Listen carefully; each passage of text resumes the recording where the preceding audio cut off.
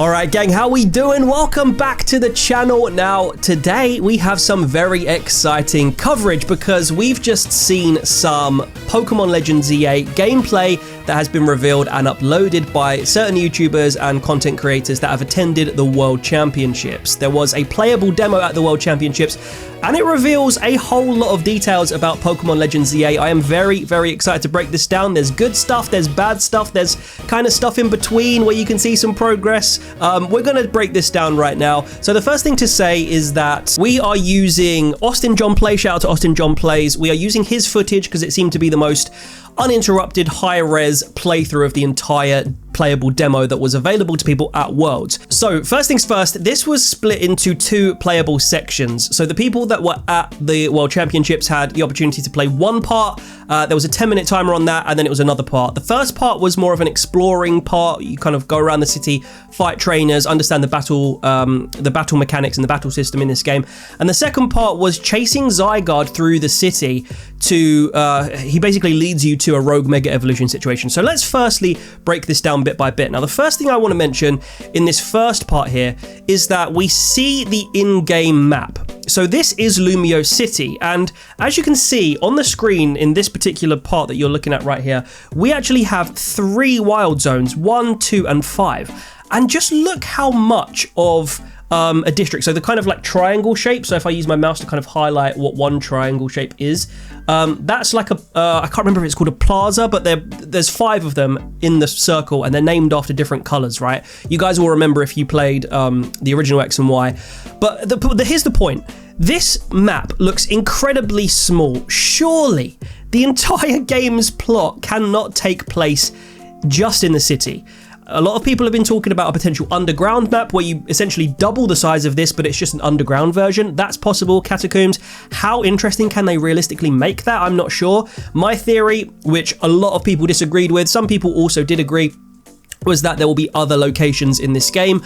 I'm thinking that one of those two options, either the catacombs or the underground, are looking very likely purely based on the size of this map. I would say that the entirety of Lumios is probably equivalent to one of the districts within Legends Arceus, of which there were, I think from memory, 5, approximately 5, maybe 6, but there were so... The map was so much bigger in Legends Arceus. So for a game that's coming on Switch 2, I know it's originally Switch 1 and then it's kind of been upscaled for Switch 2, but basically for a brand new installment to this series, I would be very surprised if Upper Lumios is all that we're seeing. So that's the first thing. Very small map that we are introduced to. You can basically run around this as soon as you're dropped into the game. That's what it feels like. 1, 2, so there's about 2 or 3 wild zones maybe per section. So you're looking at maybe, what's 3 times? I mean, you're looking at maybe something like 15 wild zones in total in Lumios. Do you get more than 15 routes in a game? I'm almost certain that you do in a traditional Pokemon game, and I'm almost certain there's more than 15 kind of like mini routes / areas within the entire Pokemon Legends Arceus map. Anyway, map aside, we then get, by the way, leave your comments of what you think about this map, because I think it's very, very troubling if this is the only map in the game. I wonder what you guys think. Are you expecting more? Are you expecting other cities? That's what I think could happen. Or are you expecting like an underground, maybe an upper, like maybe something that's above Lumios? Who knows? Anyway, let me know your thoughts. Let's move on to the actual gameplay now. So we've got the navigation of the city. And the first thing I noticed was, firstly, the character's moving pretty slow. You've got that roll ability again, which was the same in Legends Arceus. But then Austin John Plays, who's playing here, he tries for a little while to basically smash... These are like rock smash rocks from the traditional HM mechanics of old Pokemon games.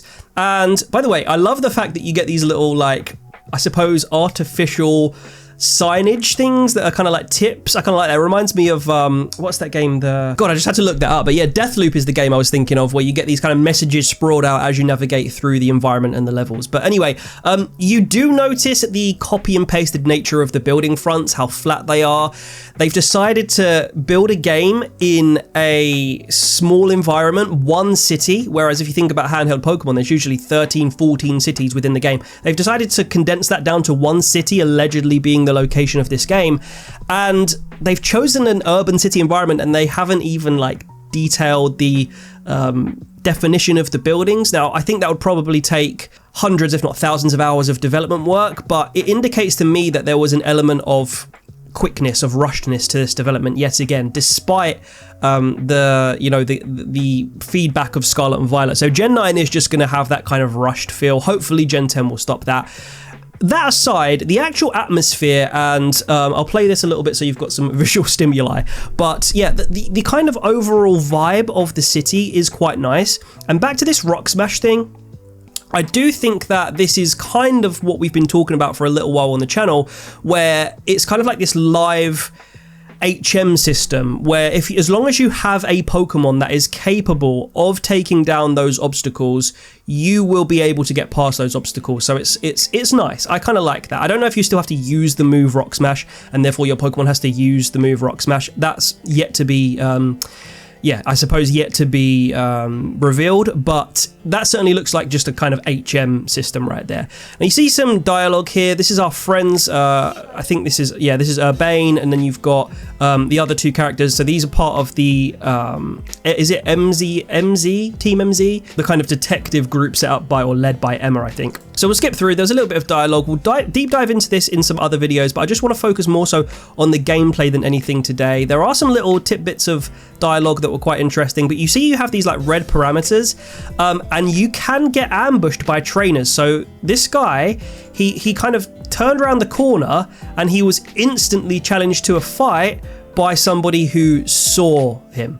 So she sends the Bellsprout out, and instantly you're put into this live battle situation. We already knew this, but we see a little bit more, we see an actual player playing this time, and you can seamlessly swap between your Pokemon, and you pick the moves on the right-hand side at the bottom right there, which have a cooldown system. So it's kind of a little bit like Pokemon Go. Pokemon Go is a little bit more like a charge-up system, but it's similar in the sense that it's a time limit you have between using moves. So if you imagine something like Hyper Beam, which traditionally in the traditional Pokemon mechanics, you have to recharge after you use it once. That kind of is elaborating on this. So you can imagine if you use Hyper Beam in this game, it's going to be a really big cooldown period where you can't use Hyper Beam, maybe any move, for quite a while. So it's kind of high risk, high reward. There is a strategy to it, but it's very high paced. It's very action packed. And I think that is, I cannot wait to play this game based on what I've seen. There's even elements of stealth to it. We spoke about how the trainers can ambush you. So, sorry, I've got an ad here. I'll just talk to you while this HelloFresh ad is playing. Not sponsored, by the way. But it seems to me that you can ambush trainers, but they can also ambush you. So if you just happen to be, resting on your laurels a little bit, you're not on high alert, and you turn a corner, you will get ambushed, and they will do damage to your Pokemon before you've even had time to react. All right, ads finished here, and yeah, basically this part of the gameplay is you can see how many Pokemon they've got, and you can see their rank by kind of locking onto them. I think that's very interesting. Gives you a little bit of an advantage. And this is an example of ambushing another Pokemon, and you see that you start the battle then with Bunnelby having pretty much a quarter of its damage done. So that's like Stealth Rock switch-in damage right there for a neutral Pokemon. So this is cool. The one thing I will say is it feels extremely linear. Now that's going to happen when you're in a city environment, when you're going through these city streets and they're kind of cornered off by this red energy field that kind of serves as a gate or a fence basically on your side. You will even see, as we progress this even further, that there are points where you do feel as though you are in a more open space and you can progress anywhere, but you physically cannot move because there's just an invisible wall. You do get a warning here that you can't go that way if you want to get tickets, but then look, there's just an invisible wall.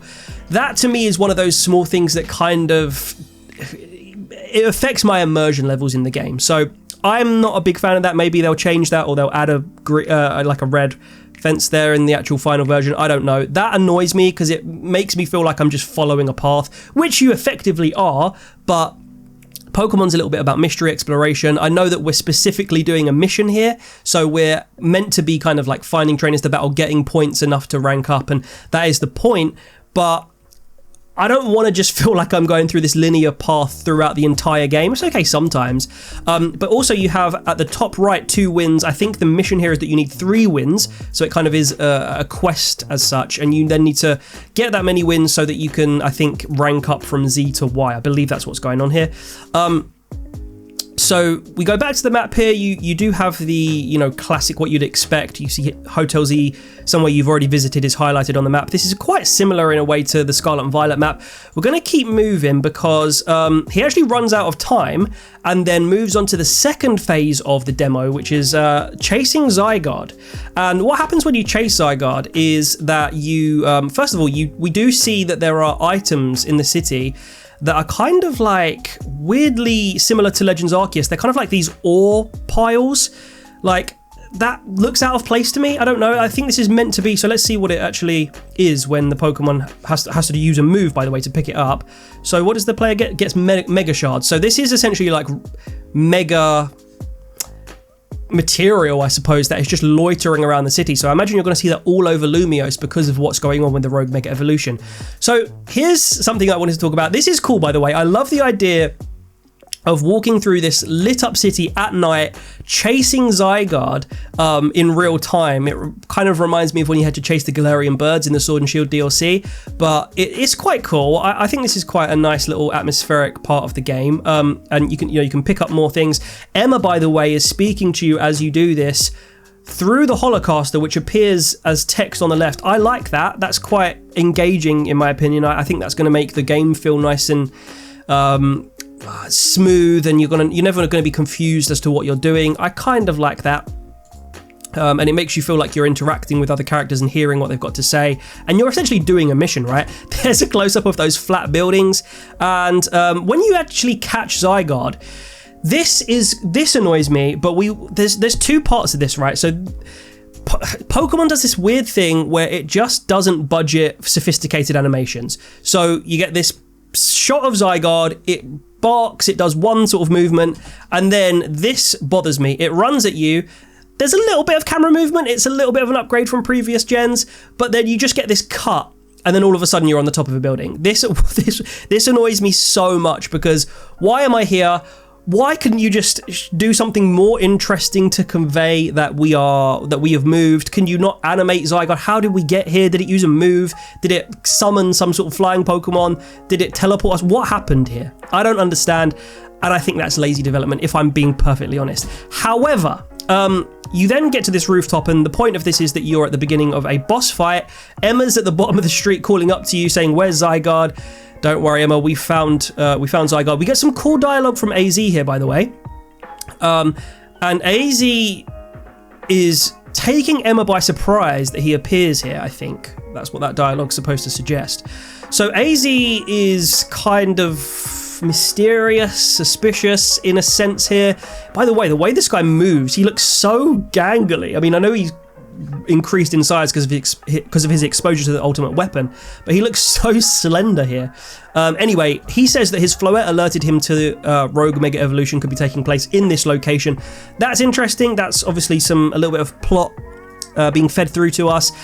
Then, just like a callback to X and Y, we get given a Mega Lucario to experiment with as our first introduction to Mega Evolution in this game. That's very similar to how it happens in X and Y. I like that callback. For this particular bit, I mean, we're looking at the game engine. This isn't a cinematic, this is the game engine. We actually see something pretty cool here and pretty new, which I don't know why they couldn't do this for the Zygarde bit, but it's coming any second. Don't worry, it's coming. It still fades here. Like, we still get that annoying lazy fade, no camera movement, and then it just lands. But I like that they're at least doing more than just fades. We do get the essence that Lucario jumped. It's got extremely strong legs. We get a little bit of immersion there, and that's the kind of thing, the little subtle details that I really like. Then we get the Mega Ring from Lucario, the little hand gesture when nothing actually arrives in your hand.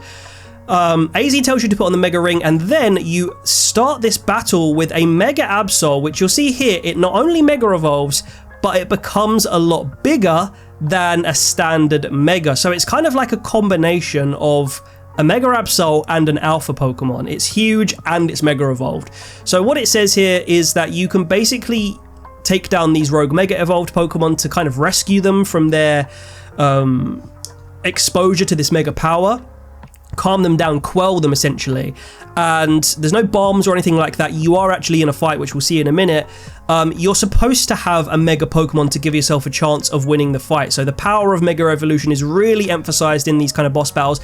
I'm not sure how I feel about this arena, this area that's kind of like surrounding us with this energy field that's a perfect circle. There is a theory that I've seen on YouTube lately that the entirety of Pokémon Legends Z-A takes place in like a magic circle. It's like a witchcraft kind of thing. Interesting. I wonder if that's the kind of thing that's happening here. We do know that Braixen and Delphox are like a witch Pokemon, so a little bit of a tie-in with a theme there. But anyway, you know in Legends Arceus, your arena where you fought the boss, you could tell it was an arena made for the boss fight, but it blended in with the environment. If you remember fighting like Hisui and Lilligant, it was in the wilderness of Hisui, and it didn't feel like the game had to go out of its way and create this like almost like false artificial field that isn't like this is a rooftop you're fighting on. That's where this is taking place. So a little bit, again, it's just that immersion and that kind of fluidity that I think is lacking a little bit here. Obviously, they just did this so that it functions as a game. Reminds me of Anemo, which we covered a little bit recently. You don't fuse, at least that we've seen, you don't fuse with your Pokemon like you do in Anemo, where you actually, you're controlling the player as we are here, but at a certain point, you can actually fuse with your Anemo in that game. In this case, your job as the human player is to go and collect the Mega Shards, I think they're called, as your Pokemon does damage and damages the Mega Absol. You then have to pick up these these like fragments of Mega Energy basically, and you can use those fragments of Mega Energy, which you saw just dropped off there. You can use them. We got another ad, but you can use them to essentially power up your own Mega Evolution. So you'll see at a certain point the Lucario does Mega Evolve because we've picked enough up, and now we've got a little bit more of an advantage, or we can do a little bit more damage, and our moves are going to do more damage. So Emma says here, once you've Mega Evolved your Pokemon, it's time to go all out. And then we use Aura Sphere. We've got this like C+ symbol here, which also appears basically next to every move. So it's almost like a new Mega Evolution symbol, which I wonder what this actually means. It's new. It's not the standard Mega symbol. Interesting. I don't know if it means anything, but it's a cool symbol. And this actually looks fairly tough. Like, this is going to be a challenge. The Lucario has kind of stunned it then, which does happen in Legends Arceus as well. But you can see that mechanically, this is just a progression from that Legends Arceus battle mechanical, that battle system, where in Legends Arceus, it was kind of a blend between the traditional Pokemon system and the kind of seamless, more live action system that we see here. And I think that this is the right way for the Legend series to go. I want Gen 10 and the main series of Pokemon to remain as, RPG, traditional RPG, strategic games. But certainly for the Legend series, this is going to give us a whole different experience and really distinguish the two, like the Legend series and the main series. And I think that's a really positive thing. You can see here, the damage is quite even between our Pokemon Lucario and the Rogue Mega Absol. It's dangerous and it uses Dark Pulse. You have to make sure that you time your movements. Your Pokemon essentially follows you, which might be a bit awkward and frustrating at times. I don't know. Like if you dodge a move because you've thought of how, you've anticipated the move hitting you, but your Pokemon's too slow. Maybe that's where the speed stat comes in. I don't know. Because until you actually play it physically yourself, you don't know how this feels. But certainly it makes me very excited to play this. I think it's going to play like a traditional kind of like story game, more so than an RPG, and I love that. There's a lot of live action elements involved. There's a lot of tension. There's a lot of atmosphere, and visually, it looks good. Like the designs look good. There was a moment. I'll try and find it to kind of pace in the video here. There was a moment where there was I can't remember if it was Zygarde or a trainer had to like turned around and ran away, and it kind of rotated on its axis, and it looked terrible. And I can't believe they haven't addressed rotating 180 degrees. I can't believe that. But yeah, overall, there are a lot of improvements made to this game. The lighting looks nice. The frame rate looks good. The resolution looks improved from slightly from Scarlet and Violet Switch 2 edition. And I think that it's pretty stylish, I would say. I think it's way more stylish than Scarlet and Violet, let's put it that way. And obviously the atmosphere helps with that, being, you know, a lot of the battles take place at nighttime. I was wondering, does that mean that our player is just essentially like an insomniac? So we do stuff in the day, and then we do stuff at the night. When do we sleep? I don't know. But yeah, this is basically just going to continue. You kind of understand the concept here. In this particular sort of example fight, you only have the Mega Lucario to use. I don't know if you can use like multiple Megas in one battle later on in the game. Like, imagine if you have a Lucario, let's say a Dragonite, and, you know, a bunch of Pokemon that can Mega Evolve. Can you only Mega Evolve one, or can you constantly swap between them? I don't know. That's going to be interesting to see. This Dark Pulse is going to be unleashed, and do you see what I mean? If you get out of the way of that Dark Pulse, like you as the human player, but your Pokemon doesn't, does it still take damage? Or I don't know, how does that work? Anyway, guys, probably lots more like little Easter eggs, and there's actually some audio to this video as well, where he was asking a lot of questions to the staff that were standing, you know, by the demos, managing everybody's time and stuff like that. And they actually gave some decent answers. He did actually ask what that C+ symbol meant, like next to all the moves, and there wasn't really an answer. I think the guy said, as far as we know, it's just the new Mega symbol. So that might be something that we have to find out when we get our hands on the game. But we certainly have a massive, a much bigger deep dive into what to expect from this game. So in summary, we're going to go into this far more. I'm going to study these videos. There are actually more here as well from different people who have played it. Cerebi played it. We've got the VGC channel here. Nintendo Life has played some. Loads. You'll see loads of this filtering in your feed if you're interested in this game over the next few days and weeks and stuff like that. But yeah, we're going to deep dive and try and find out all the information that we can. Where's the one we were looking at? It's I've lost it. Austin John Plays. There we go. So yes, in summary, I would say that the game looks stylish. I like the lighting. I like the lighting that kind of is on the edge of the models. Like, it kind of creates a nice depth to the Pokemon, although they have lost a lot of their fur definition and kind of like surface definition that was attempted in Scarlet and Violet. So what I hope is that they just try to make a stylish, contained game, developed it fairly quickly, but still made sure it was high quality, and it does look high quality. It looks high resolution, it looks high frame rate. There are clearly shortcuts that have been taken in development time, but what I hope is that they're just going all out for Gen 10, and, you know, that is hopeful, but that is actually what I really want to have happened, and what I kind of expect has happened here. This is just to keep us busy for another year or so whilst Gen 10 is being polished, hopefully.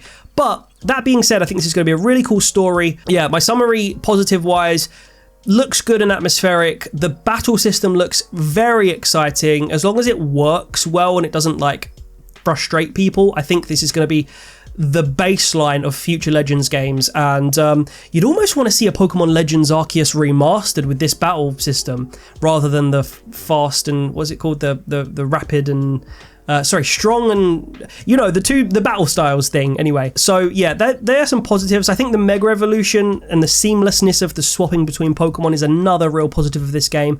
The boss battles look very epic, and I think the character development, the stories, and the kind of mystery that unfolds in the city is going to be very engaging for us. Negatives, I would say the navigation and the definition on the buildings is going to be a little bit frustrating after a while when you just see this copy and pasted. I remember playing PS1 Spider-Man and I was amazed by it in 1999, but in 2025, you don't want just these flat buildings that have just been painted on. You know, you want definition, you want it to feel like a real city. And so, you know, choosing a city environment as the basis of your game, just one city, not a region, a city, and then doing the flat textures, that is a real negative for me. But we kind of knew that anyway. And then, the invisible walls and the navigation, I think that's going to take me out of it. Like, it's going to make me go, oh, that's a frustrating glitch in the game, rather than just my brain being distracted by how immersed I am in the storyline, the mission, and what I'm actually doing at that time. There are some really cool visual parts when you're chasing Zygarde, where you see kind of like a little jump scare there, we've got another ad, but there is a part where you're kind of high up and you can see the river and the riverbanks and multiple layers of the city, and it looks really, really nice. It's around here when he's walking across the bridge. You can see here, you see all the steps on the left-hand side. Let's skip it forward a little bit more, like there. This looks nice. You know, this looks, I feel like I'm in a city environment at night, and it feels a little bit, you know, not spooky, but it feels just atmospheric is the word I think I'd use. It feels cool. You can see the flow of the water. You got the Eiffel Tower or the Prism Tower in front of you, and it feels kind of alive. You know, the city has a little bit of life to it. How far that goes when we actually are dropped into the game and we get further into the game, who knows? But it's kind of nice. I like the colors, I like the hue, I like the vibe. But yeah, that flatness is a little bit distracting. Trying to think if there's anything else in conclusion that I want to say here. The item system has to happen, but I wonder if this is going to be items beyond just like Mega Ore here. Anyway, guys, I won't waffle on too much. We'll think about this in more detail and we'll do some follow-up videos. But that was like my initial thoughts on the gameplay that has emerged today. I don't know how long this video has been, but apologies if I've been waffling on. There's just so much to talk about, but I don't want to make this be like a half an hour, 40-minute video. So I will leave it there. Let me know all of your thoughts down below, guys. Hit the subscribe button, hit the like button, and I will see you in the next one. Take care. Love you, gang. Gling.